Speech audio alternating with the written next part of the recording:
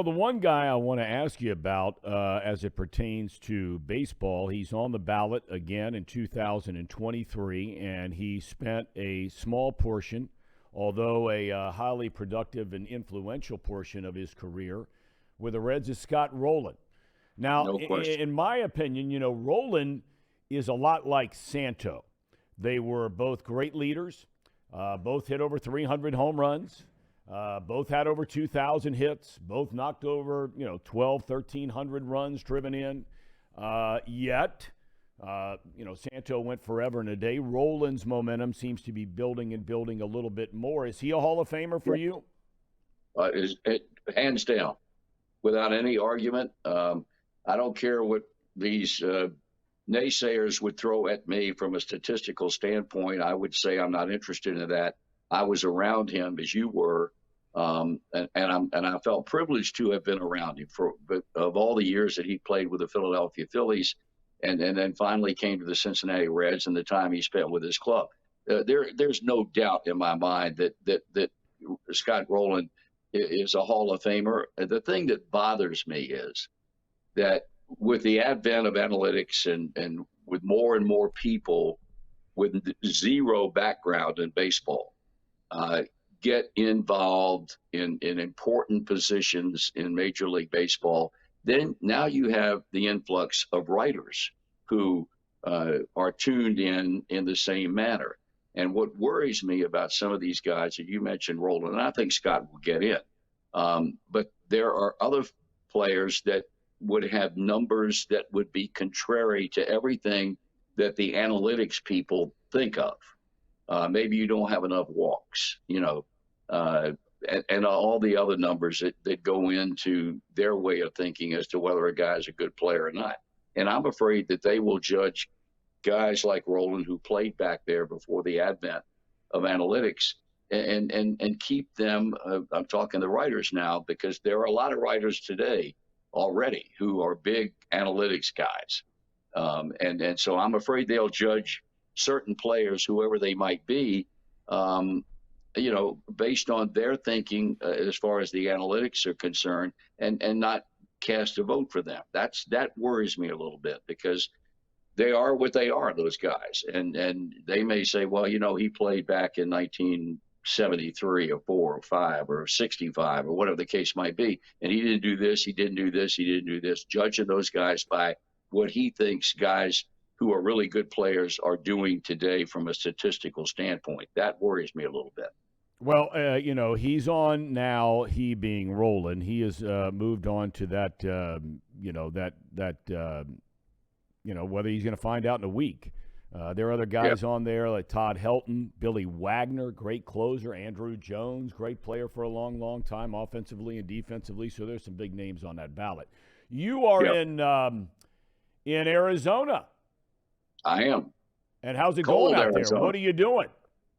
Cold Arizona. Oh, okay. Well, the players were, the campers, as they are referred to, have not been able to get on the field and play baseball until yesterday afternoon because of, at times, torrential rains here in Arizona. Those rains that moved east from California. God bless those people out there. And so they finally got on the field and played a couple of games yesterday. They're going to play today. They're going to play tomorrow, and whittle down the number of teams until they play the championship game on Friday morning. It's a great event. Amanda and I, second year in a row we've been here. It's incomprehensible to explain to people unless you, whoever you may be, have been here before and are watching this show today. It's a coming together of guys from all over the country, and they just have an incredible time. You've got former Reds who have come in as instructors in the week-long event, and it's just something that you look forward to every year. And I did a Q&A for the campers yesterday, and they've got Kangaroo Court tonight, which is one of the great events that anybody's ever been. It's unbelievable. I mean, they find you for breathing or burping in the middle of a sentence. They find all sorts of, and and the all the money raised from the kangaroo court go to Wounded Warriors, the foundation that Doug Flynn is so heavily involved in for former servicemen and women. And so it's just spectacular. I have a hard time telling people how wonderful it is, because it's really something that once you come to, you want to figure out a way to come back year after year after year. And by the way, I renewed old acquaintances, and I've laughed steadily for 3 days at one of the finest people I've ever been associated with in baseball, who we both think highly of. And the first thing he said to me was, "Be sure and tell Thom I'm thinking about him, and that's your good friend and mine, Lenny Harris." Oh, man, he is the greatest. I just wish that guy would have had a chance to play for the Reds over a longer period of time, because there's nobody like that guy in the world. Everybody made fun of him, and back in the old days on local radio, there were clips, and they'd string together a bunch of clips about defensive plays that he didn't make, and then he moved on to become the all-time pinch hits leader. But, man, that guy, I always thought Daddy'd be a great major league manager. He was coaching for a long time. Well, he still is. Yeah. He'll be at Daytona this summer. He still is, and I agree with you 100%. He would be an outstanding major league manager, but his humor is just unparalleled. I mean, we sat in a room yesterday. Amanda and I did a conference room over at the Reds complex, and there were all these guys, Ronnie Oster and Aaron Harang and Tommy Hume and Eric Davis, and all these guys were sitting in there, and he and Joe Oliver were holding court.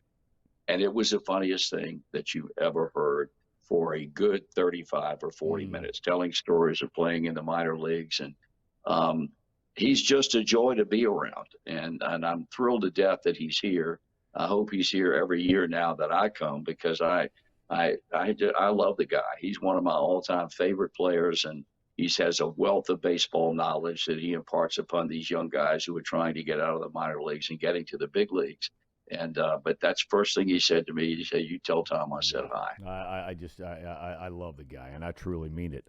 The Reds Caravan, you are going to be a part of that. You're going to be a part of the North Tour. Stops in Columbus. Correct.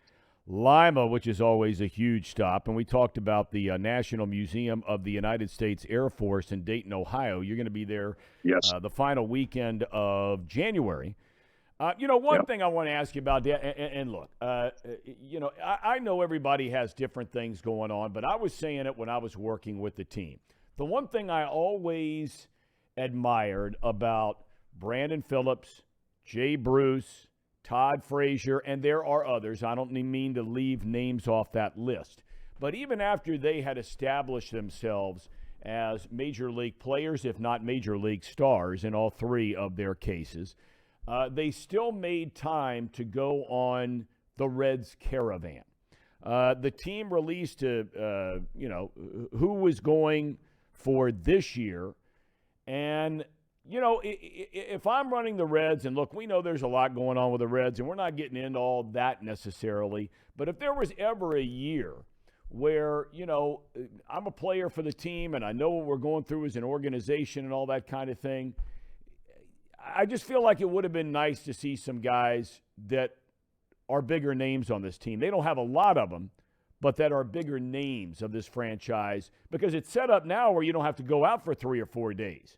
The entire time. I mean, you can go out for a couple of days. Even in some cases, they'll let guys pop in for a couple of stops.